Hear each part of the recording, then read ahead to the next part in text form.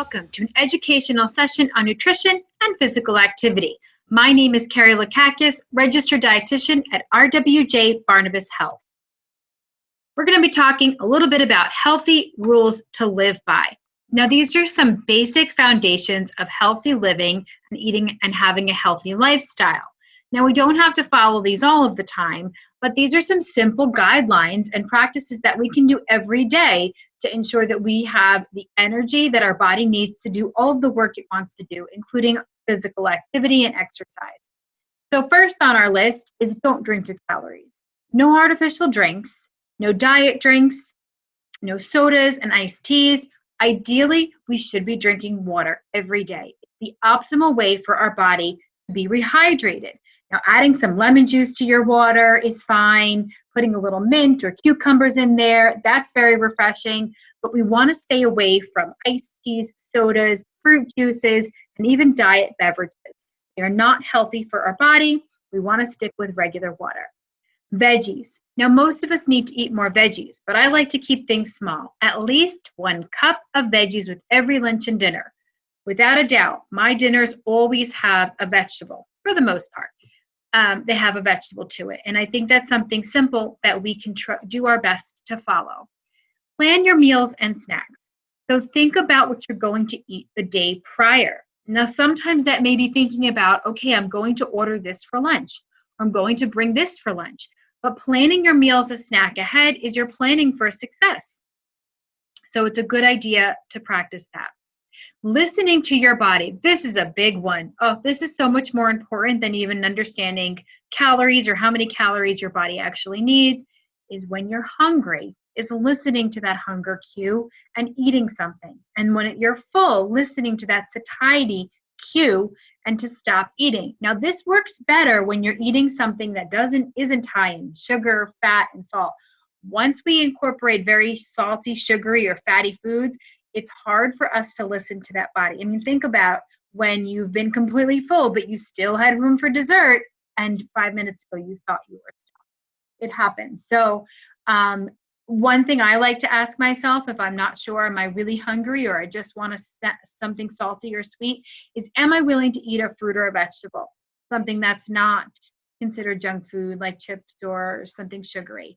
If I am really hungry, then I will eat a fruit or a vegetable. And if I'm like, I don't really feel like crunching on an apple right now, that's probably not a hunger cue.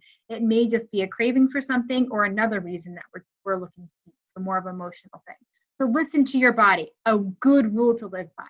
Today's code word is rule. R-U-L-E.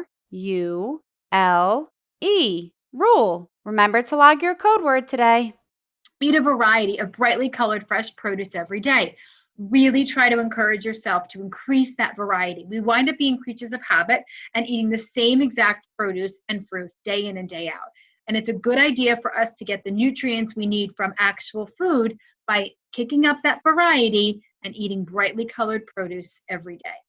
Enjoy your food. Don't eat when distracted. And this goes along with your hunger cues. So when you're eating, you want to appreciate your food, enjoy your food. That's going to help you listen to your hunger cues and your satiety cues and eat the amount that you need to eat. This really goes along with exercise too. If you're exercising more, you're going to find yourself more hungry. Your body is telling you you need to eat more. Listen to it, but eat in a healthy mannerism when you're listening to those cues and you're not distracted.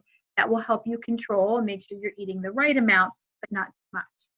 The 80-20 rule. I love this rule because we're never going to be perfect and all foods can fit. But think about the percentage of time that you're eating healthy foods versus unhealthy foods. 80 should be healthy.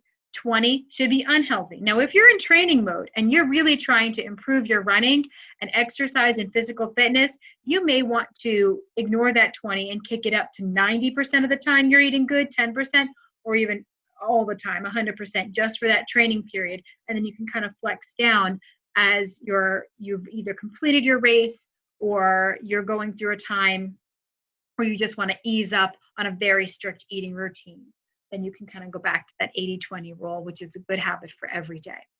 So when we think about healthy eating in general, there's a few things that we should eat less of, and that's salt, solid and trans fats like butter and hydrogenated oils, fast food, saturated fats and animal products, added sugars, and refined grains like in pastas and breads.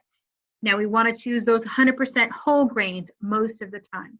So if we can try to eat these ingredients less and eat these more, fruits and vegetables, healthy oils, lean protein, some lean seafood when we can, low-fat dairy, and whole grains, this is what we want to choose more of the time, and that will create and enable us to have a healthy diet.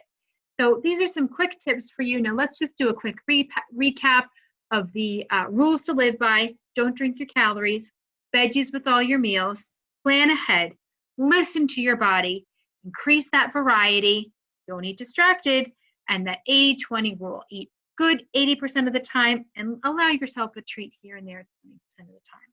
Thank you for listening.